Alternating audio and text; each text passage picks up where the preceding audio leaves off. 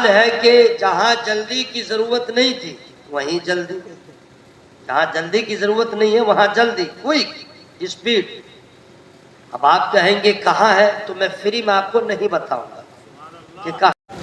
پیر طریقت، رہبر راہ شریعت، یادگار اسلاف، منبع اخلاص، ترجمان مسلک اعلیٰ حضرت حضرت علامہ مفتی قسیم الاقصی قبلہ مدنی یوسفی تیغی، سجادہ نشین خانقاہ یوسفیہ چاندپور فتح پور شریف کی جلوہ گری ہے، ان کی موجودگی ہے۔ ساتھ ہی ساتھ پیر طریقت عالم باکمال حضرت علامہ نور نبی صاحب قبلہ یوسفی کی محبت، دیگر تمام علماء کرام کی تشریف آوری، یہ سب اللہ کا بہت بڑا احسان ہے۔ چونکہ وقت پہ جلسے کا آغاز ہوا اور بہت سلیقے سے جلسہ آگے بڑھ رہا ہے، لوگوں کی سوچ خراب ہو گئی کہ جلسہ ہو، مجمع زیادہ ہو تو کہتے ہیں جلسہ بڑا کامیاب ہوا، کوئی تقریر کرے خوب ہنگامہ ہو، نعرہ لگے، بولے جلسہ بڑا کامیاب ہوا، کوئی شاعر پڑھے اور اس کے بعد نوجوانوں کو حال آ جائے، مرغی آ جائے، تو کہتے ہیں کہ جلسہ بڑا کامیاب ہوا۔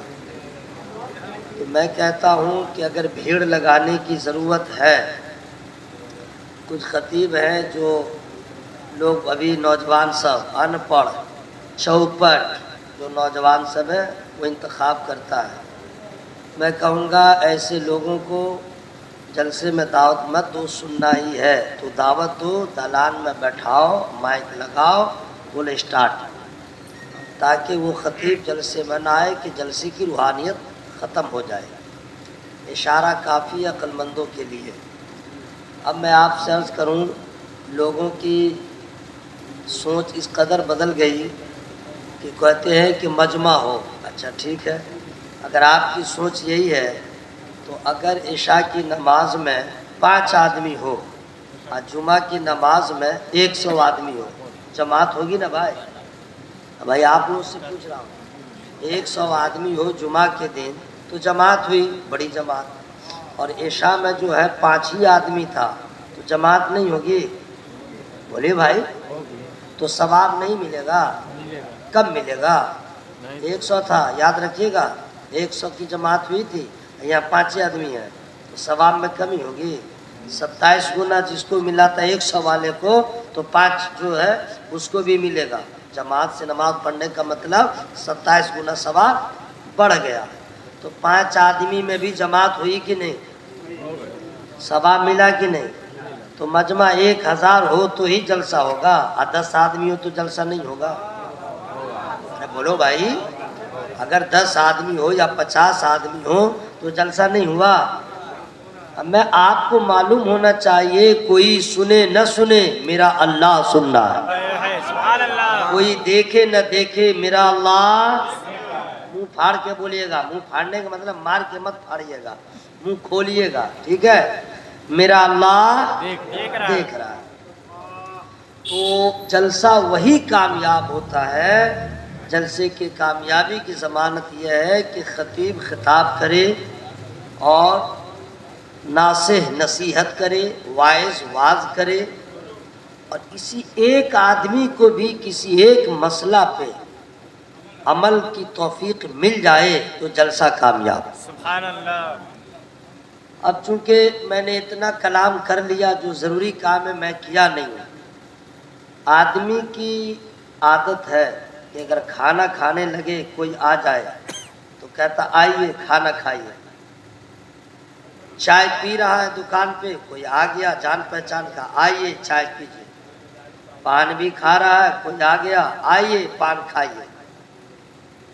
تو میں ابھی نہ کھانا کھا رہا ہوں کہ آپ کو دعوت دوں، نہ میں پان کھا رہا ہوں کہ دعوت دوں، نہ میں چائے پی رہا ہوں کہ آئیے چائے پیجیے۔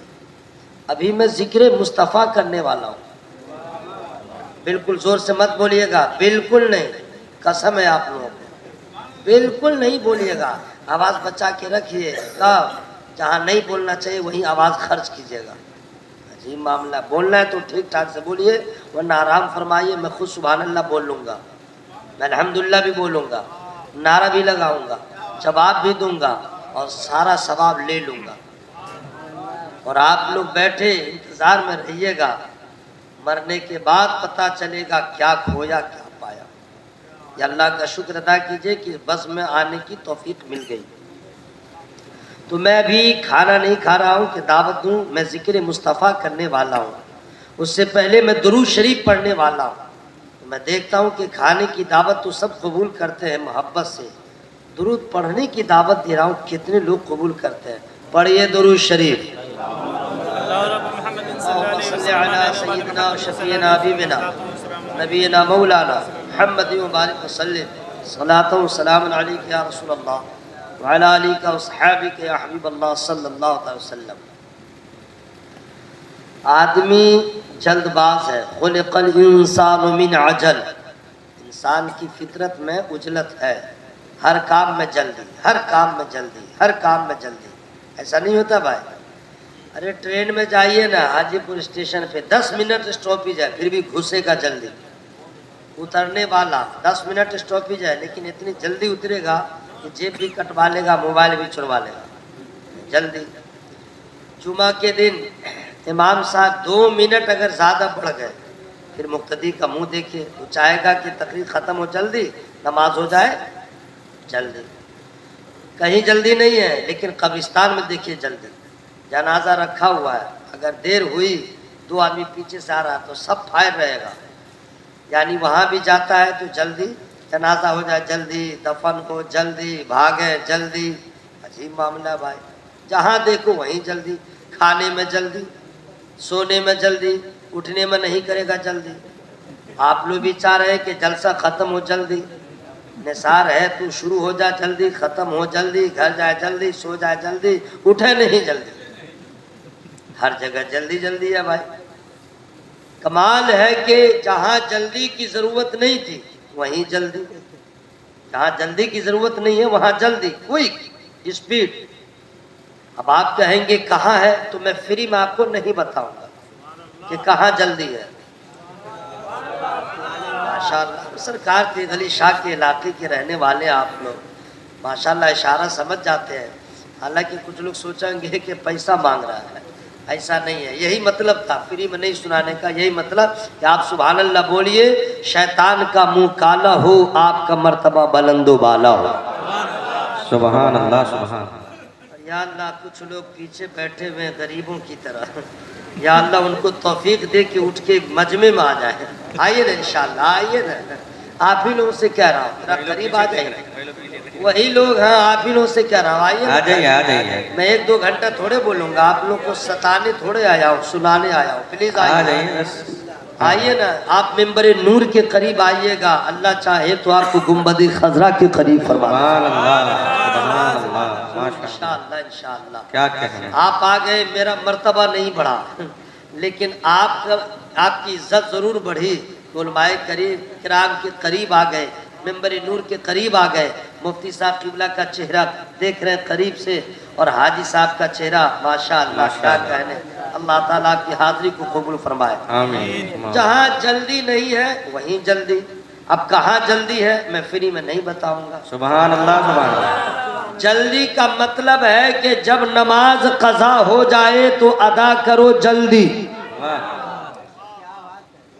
یہ بہت بڑی بات نہیں ہے بھائی، تو سبحان اللہ یہی نہ کہنا تھا، ہم آواز کو لہرائیں گے تب بولیے گا سبحان اللہ، ہم سب نے لہرا دیتے ہیں، نعت بھی میں پڑھتا ہوں، منقبت بھی پڑھتا ہوں، سنی کا جنازہ بھی پڑھتا ہوں، آج جنازہ نہیں ہوگا انشاءاللہ، اللہ سب کی عمروں میں برکت عطا فرمائے۔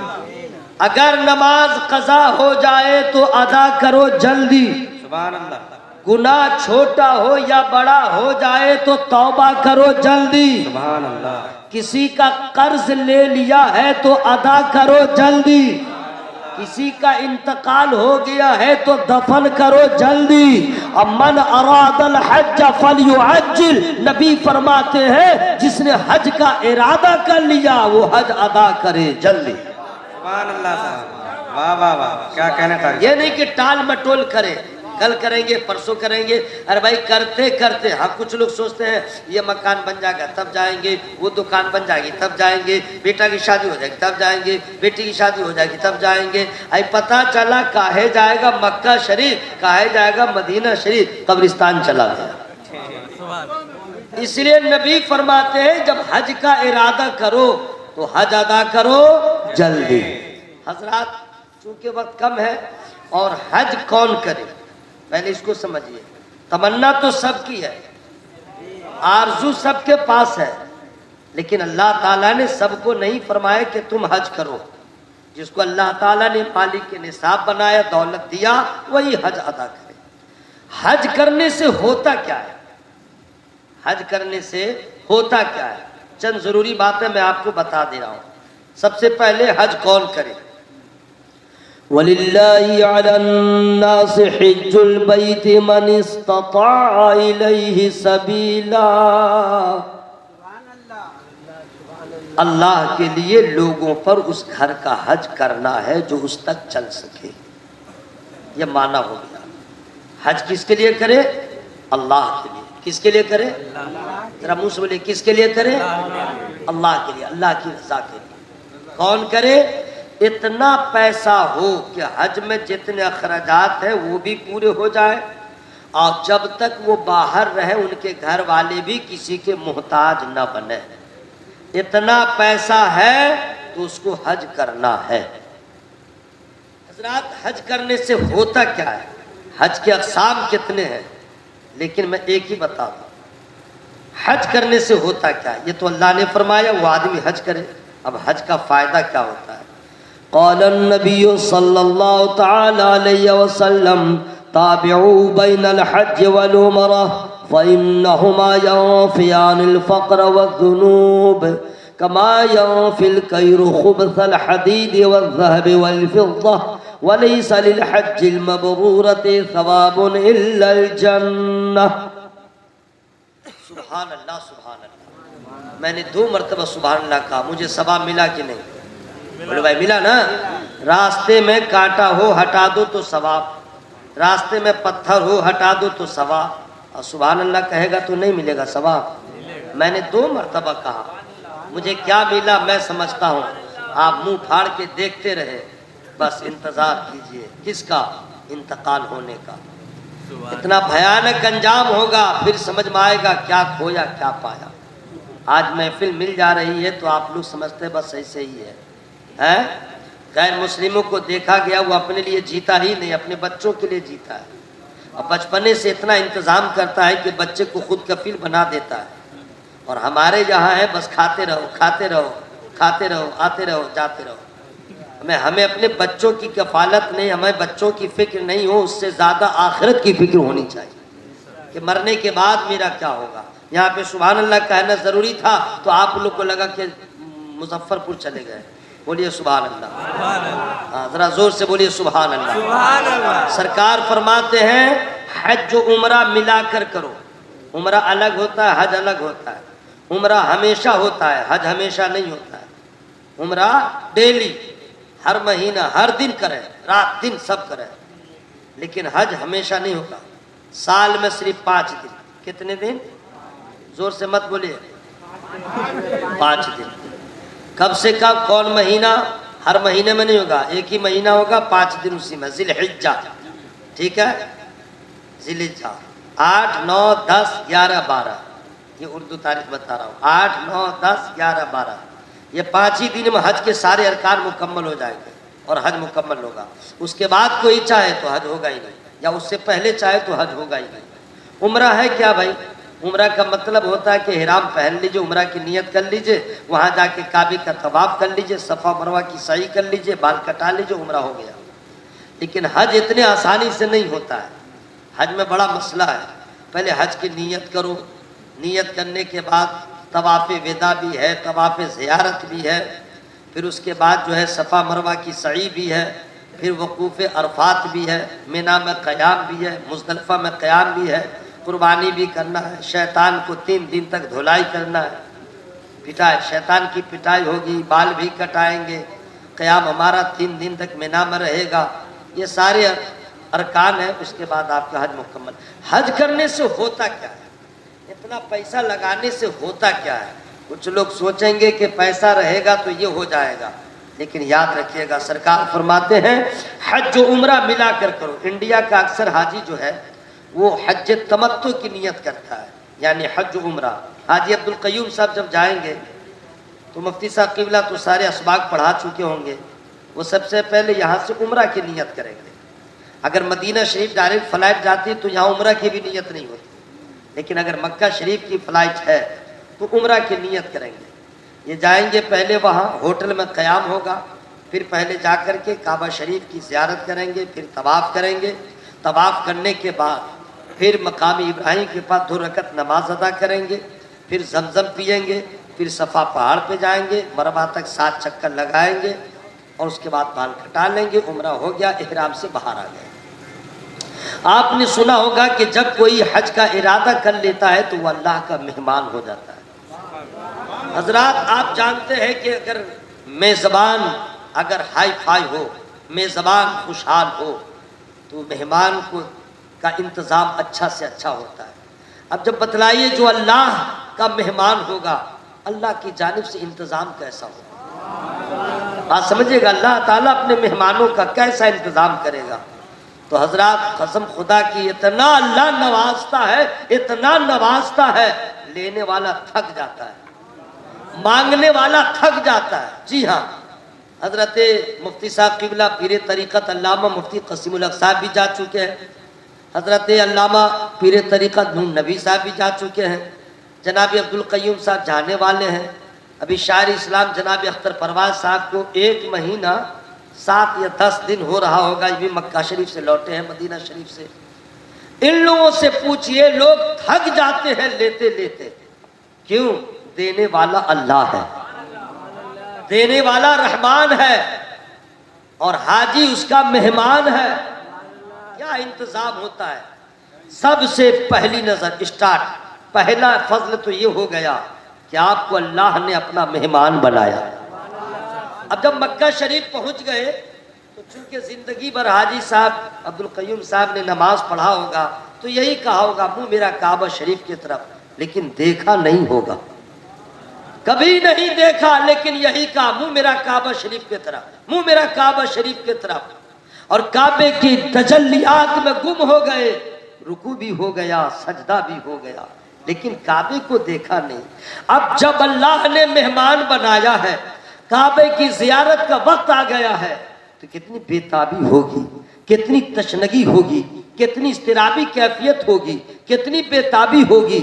دیکھیں کعبہ کیسا ہے، دیکھیں کعبہ کا جلوہ کیسا ہے، دیکھیں کعبے کے تجلیات کیسے ہیں، کعبے کا تقدس کیسا ہے۔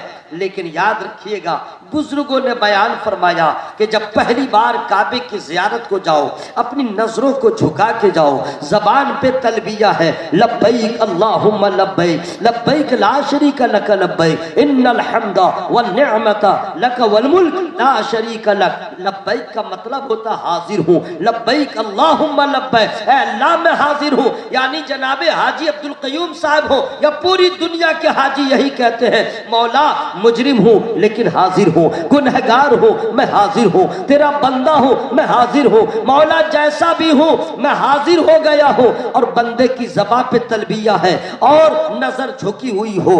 علماء بیان فرماتے ہیں کہ جب حاجی جائے تو اپنی نظروں کو جھکا کے جائے، جب مطاف میں پہنچ جائے جہاں طواف ہوتا ہے وہاں پہ نظر کو اٹھائے تو سامنے کعبہ ہوگا، پلک جھپکنے سے پہلے جو دعا کرے وہ دعا قبول ہو جاتی ہے۔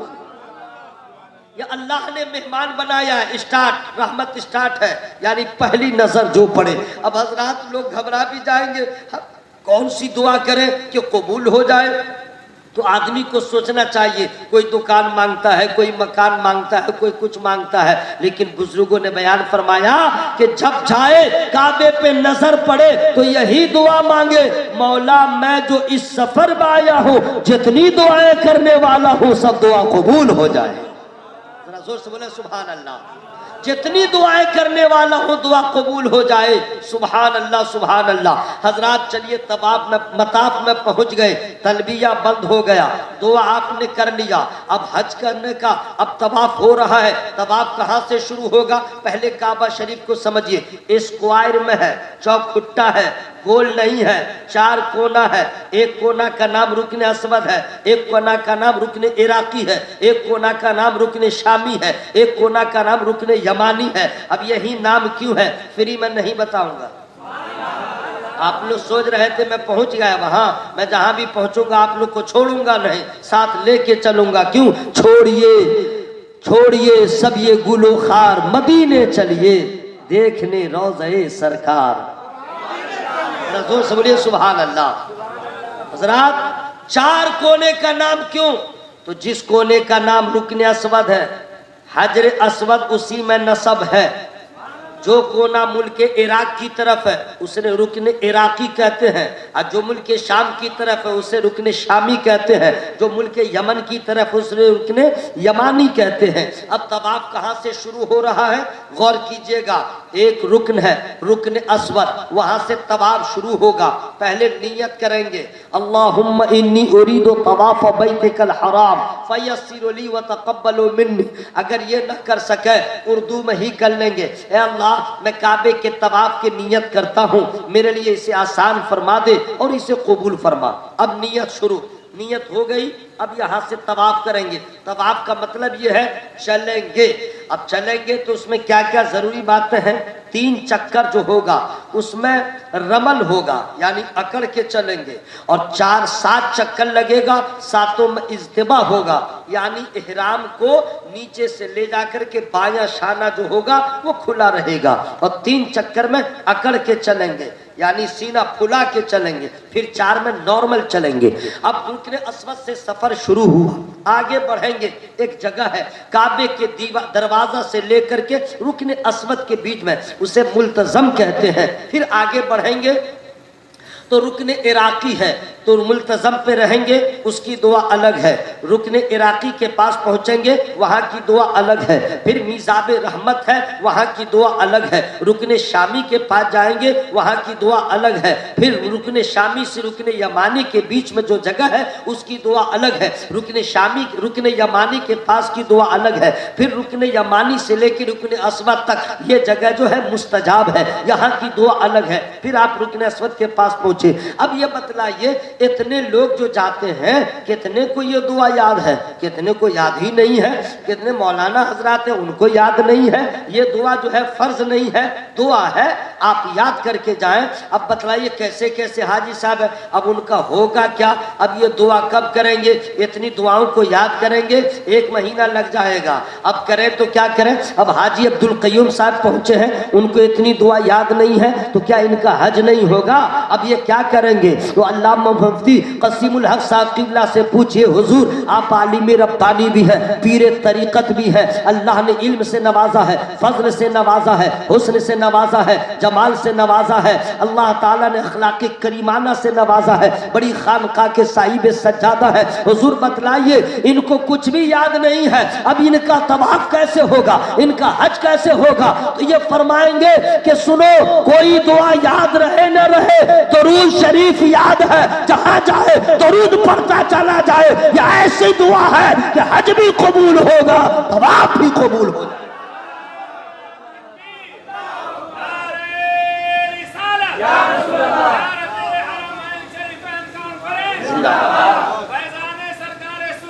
जिंदाबाद। हजरात कोई दुआ याद हो ना हो, जहां जाए वो दुआ पढ़े। अब मैं जरा रुक करके कह दूं, क्योंकि मेरी आदत है, मैं जब तक बोलता रहता हूं मैं किसी को चैन से सुनने देता हूं, सोने नहीं देता हूं। इसके लिए बवंडल हो जाए तो हो जाए, गोली बारूद चले तो चले। या और बात है, मैं बारूद आज तक देखा ही नहीं, सोने नहीं दूंगा। और सोइएगा तो फिर मैं शुरू हो जाऊंगा। जी بن کے کیف و سرور جائیں گے جب بھی پیش حضور جائیں گے. کچھ لوگ سوچتے ہیں کہ پیسہ ہوگا تب حج کرنے جائیں گے. بڑے بڑے پیسہ والے بیٹھے ہوئے ہیں, زمین خرید رہے ہیں, وہاں نہیں جا رہے ہیں. امریکہ, لندن, کینیڈا جانے کے لیے پیسے کی ضرورت ہے, مدینہ شریف جانے کے لیے عشق رسول کی ضرورت ہے. سبحان اللہ سبحان اللہ.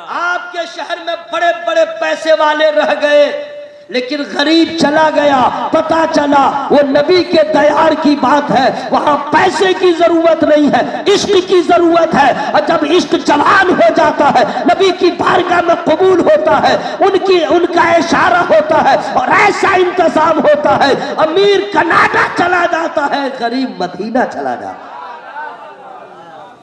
بن کے کیف و سرور جائیں گے جب بھی پیش حضور جائیں گے, عشق سرکار کے وسیلے سے, عشق سرکار کے وسیلے سے ہم مدینہ ضرور جائیں.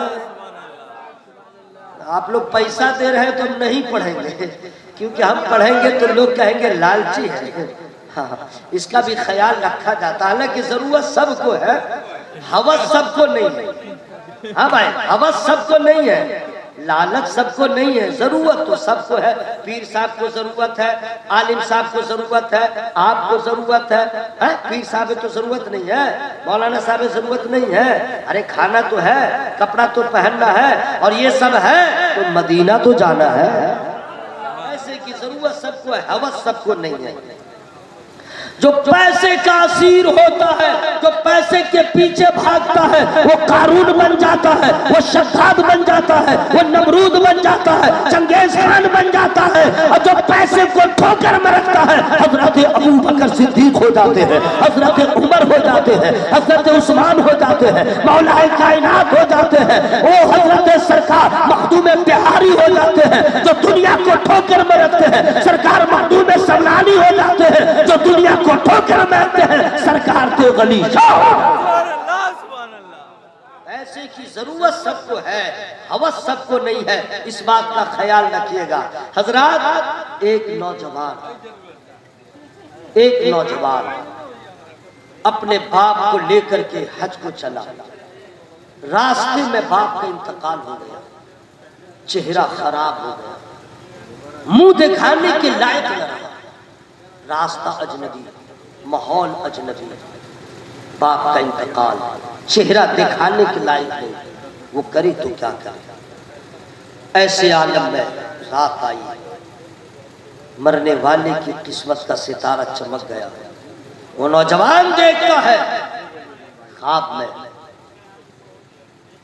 ایک نورانی چہرہ والا شہسوار آیا, اپنے نورانی دست مبارک کو نکالا, میرے باپ کے چہرے پہ مس کر دیا. میرے باپ کا چہرہ چمکدار ہو گیا. یہ تو خواب کی بات تھی. جانے لگا وہ شہسوار, دامن پکڑ لیا.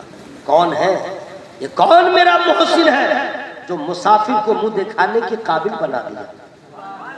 ذرا نقاب تو ہٹائے, ذرا جلوہ تو دکھائے. جواب آتا ہے, تم نے پہچانا نہیں, کائنات کا ذرہ ذرہ مجھے پہچانتا ہے. یہ جگہ تھی سبحان اللہ کہنے کی. کائنات کا ذرہ ذرہ مجھے پہچانتا ہے, تم نہیں پہچانتے ہو, میں وہی ہوں جس نبی کا تم نے کلمہ پڑھا. کہا سرکار یہ کرم مدینہ کہاں, میرا باپ کہاں؟ حضور یہ